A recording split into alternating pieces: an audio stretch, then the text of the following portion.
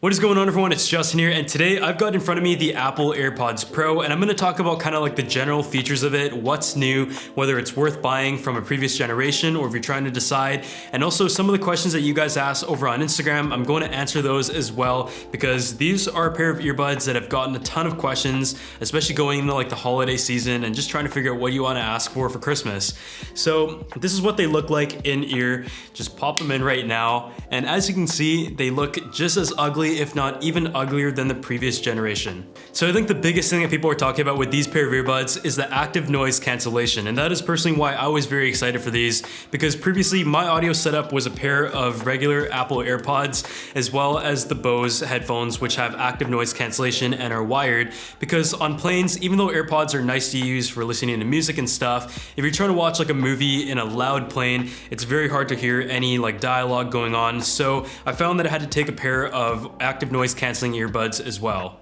With the new Apple AirPods, the biggest feature is the active noise cancellation, and there's actually 3 different modes, whether it is the active noise cancellation on, off, or also transparency mode, which lets you hear everything around you. The way it works is that there's actually 2 mics built into the Apple AirPod itself, one on the outside as well as one on the inside, and is able to sense the outside noise up to 200 times per second, which we can't really measure, but it overall does do a good job in terms of canceling the sound around you without having too much white noise. What I find with a lot of active noise cancelling earbuds is that it has kind of like a hissing sound that some people might like, and it does a very good job, but I find with these, although it doesn't do like an extreme job in noise cancellation, I feel like for like just out in the streets or just on an everyday basis or even on some flights as well, the noise cancellation on the AirPods is very solid but at a comfortable level. Sometimes though, you just want to like walk around and not completely block out all of the outside noise, so you can turn that off very easily directly from the earbud itself as well as from the smartphone. And there is also the ability to have full transparency mode, where it actually uses the mics on the outside and distributes the sound to your earbud itself.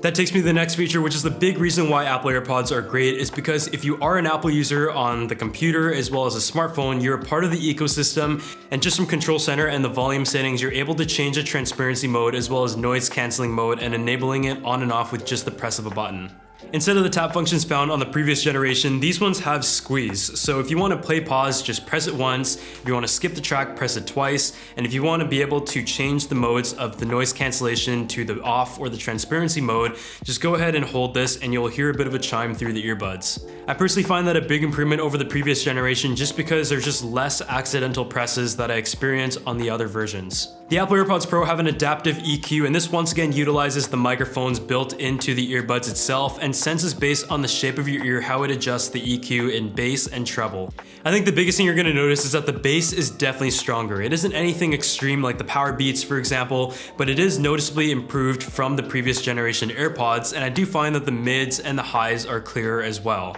The sound quality difference is definitely not anything extreme, but if you're someone who cares about audio and can tell between different types of headphones and earbuds, then I think you will notice an improvement in this gen. I think one of the biggest changes in the design though is the silicone ear tips in this generation of AirPods, which means that pretty much anybody is able to wear them nicely. In the previous gen, it was kind of the plastic molded design, and I mean for most people they fit quite nicely, including myself, but for some people they just simply didn't fit and you just weren't able to wear AirPods comfortably because they would fall out so easily. With the introduction of noise cancellation, the silicone ear tips are here, and there's 3 different sizes, and Apple actually has a program built into the settings that allows you to figure out which size is a perfect one for you. Personally, I do find them pretty comfortable, but I find when you take them out, they kind of like to flip inside out. And in a way, in some situations, if I'm just kind of wanting like a grab and go earbud, I like the design of the previous generation AirPods, which I think some people would not agree with, but personally, I just find it easy to kind of take them in and out and pop them in at any time. Another thing that you're also going to notice is that the stem is like 30% shorter, and I think a lot of the complaints in design and how they look kind of funny before society got used to them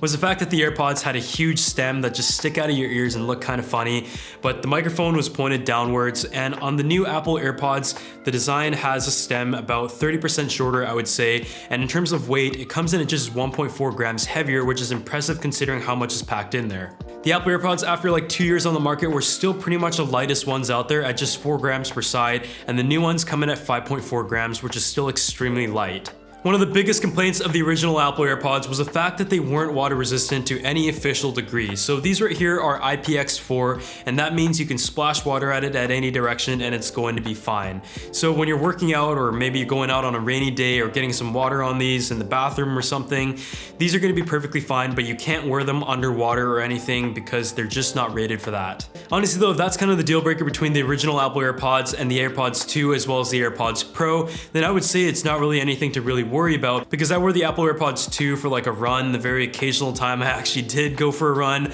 as well as out in the rain, and I never ever had any issues with that in terms of water resistance. One thing that I can assure you though with the silicone ear tips is that they won't fall out of your ears, they just stay locked in, and if you go for like a run, it just gives you that kind of like peace of mind that these will not fall out at all. And even though the Apple AirPods 2 fit me very well, there were still times where I thought like maybe bumping it or touching it will make them fall out right away and maybe like fall into a drain. So someone who flies a lot, and especially from the West Coast, you've got like 5 and 9 hour flights quite regularly. I've really tried to break down these flights into different areas of productivity, whether it's getting some rest or getting some work done,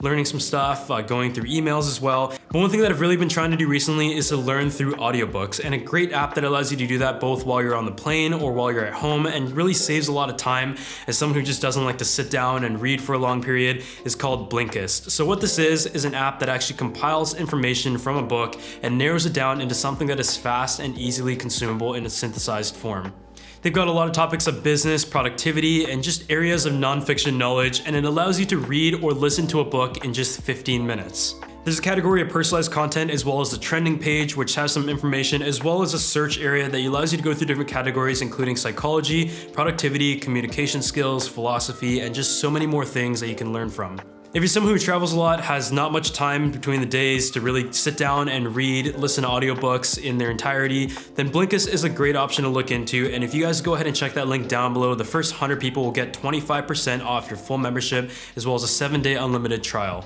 I'd also like to give Blinkist a huge thanks for sponsoring this video. When it comes to battery life though, these are still exactly the same as the previous generation, giving you around up to 5 hours of listening, and traditionally you'll get maybe 3 to 4, depending on the noise cancellation settings and just how much they're being used from a volume level. Even though it would have been nice to have like an improvement in battery life just for how much they weigh and how light they are and everything, I think 5 hours is pretty reasonable, and with the case itself, you're able to get 24 hours and also 1 hour of use in just 5 minutes of charge. The case itself in general does look pretty similar in design, but it is a little bit wider instead of taller. And here's just like a side-by-side between the Apple AirPods 2 case as well as the Apple AirPods Pro, and these do have wireless charging as well. So I have to say, if you're someone who's looking to buy a pair of AirPods for the very first time, then the Apple AirPods Pro does make sense from an investment standpoint, but you do have to keep in mind the $50 jump from the Apple AirPods 2 and a $90 jump from the original AirPods. I would say that if you're already an owner of the Apple AirPods 2, unless you really love these and use these every single day and fly a lot and need noise cancellation, spending that amount of money plus another $50 of what you originally paid for is going to be very hard to justify. If you have the Apple AirPods 1 and are looking to upgrade, then it might be worth it for you, but if you're someone who is really trying to decide which AirPods to buy for the very first time, then I think the decision has to be between the Apple AirPods 1 and also the Apple AirPods Pro, and whether or not wireless charging, the noise cancellation, and everything is very important to you. Personally, even though I wireless charge all my phones, I just never find myself wireless charging a pair of AirPods, and with the iPhones and the newest generations not having reverse wireless charging, that does kind of reduce one of the main functionalities that I thought it was going to be used for. At the price point that they come in, you can pretty much look at any wireless earbud on the market and it would be cheaper than that, with exception to the LV buds. The one thing that you can't get in any other earbud is the integrated experience that the Apple AirPods give you, with full control directly from the smartphone and just a seamless experience. That is all thanks to the H1 chip that is built in, that is proprietary to both the Apple and Beats line. So now that we've kind of talked about the 10 features of the Apple AirPods and the new things about them and whether or not they're really worth it, I've opened up questions over on my Instagram story a few days ago on questions that you guys have. So if you go ahead and follow me there, I'm gonna be opening up like a questionnaire when new products come out and answer your questions at the end of the episode. So the first question is, do they fall off? And the answer to that is no. You go ahead and pop them in your ears right now, and they're actually a little bit harder to take out than the previous generation. And that is all thanks to the silicone tip in the end, and they're just very well molded, and I found that the previous generation AirPods didn't really have a problem with like easily falling out, but these definitely do stay locked in.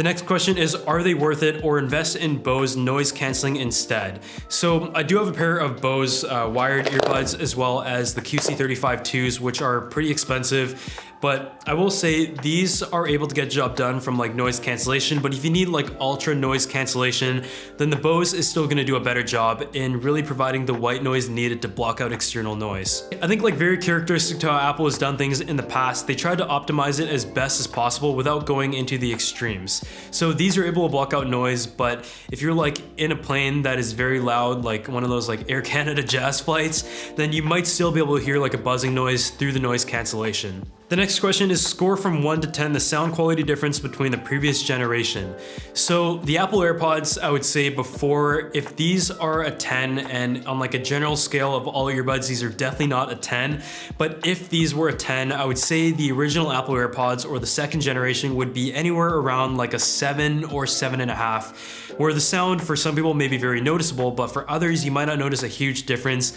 And I think the biggest difference is actually in the sound stage. So when you put in earbuds that have like the silicone tip on the end, it really just kind of locks you in and puts you into like an environment where it feels like the sound is much tighter, as opposed to the original version, which was kind of just like a plastic construction without the type of seal that these give you. So I think a lot of the sound difference is factored into just the way they're structured in the silicone tip. The EQ does make a little bit of a difference in terms of the adaptive sound and the punchier bass, but I won't say that the previous generation AirPods sounded that bad. So the last and final question is, what's the pass-through like, and does it overpower the music, or is it similar to the normal AirPods? So the transparency mode, I think, is what you're asking about when it comes to pass-through, and it is kind of weird at first because I would say like you don't really notice a delay, but the way it works is that it uses the microphone on the outside and it kind of redistributes through to the inside, because with the silicone tips it does make it harder for sound to get in there. So from my experience, it does work pretty well and I'm happy with it, but it is a little bit weird at first because it is just like maybe like a split second behind at times, but I think they've done a pretty good job with it and it's overall a very smart idea.